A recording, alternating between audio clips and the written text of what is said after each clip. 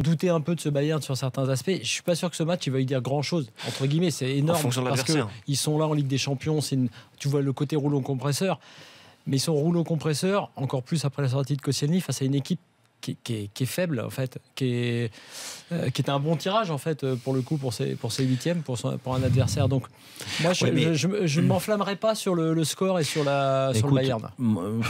Moi, par rapport par exemple à ce que j'ai vu de l'autre match. Ouais, mais Flo, je trouve que c'est déjà très français d'entendre ce discours-là. Alors c'est pas parce que voilà, je veux te contredire, mais oui, quand j'entends, je suis français. Mais ouais, mais moi aussi. Mais moi, ça m'emmerde ces discours-là. Ce que je veux dire, c'est qu'on met toujours en avant la faiblesse de l'adversaire plutôt que la classe de l'équipe qui a dominé. Mettre 5 buts en Champions League, même si Arsenal, ils sont à la rue, il faut les mettre les 5 buts ou les 4 buts.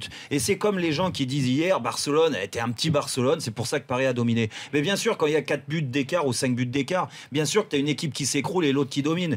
Mais pourquoi on met en avant toujours la faiblesse de l'adversaire? La qualité du Bayern de Munich, c'est d'avoir fonctionné en deuxième mi-temps, d'avoir eu une réaction, parce qu'ils ont mal fini la première mi-temps, mais d'avoir eu cette réaction en deuxième mi-temps, de rouleau compresseur. Ils arrivent à se trouver. Thiago, il a été énorme. Lewandowski, j'en parle même pas de la puissance. Voilà, ça, c'est la classe du Bayern de Munich.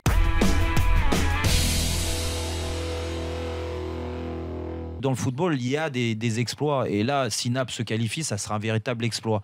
Mais le score 3-1, il n'est pas définitif. Ce que je veux dire, c'est on sait jamais le scénario d'un match.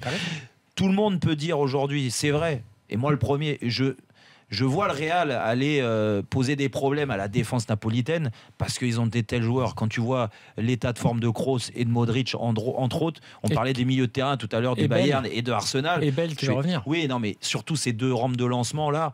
Franchement, c'est difficile de se dire que Kroos et Modric vont pas bien servir les attaquants. Et quand tu sers bien Ronaldo, Bale qui va revenir ou Benzema, il y a de grandes chances que ça finisse par des buts.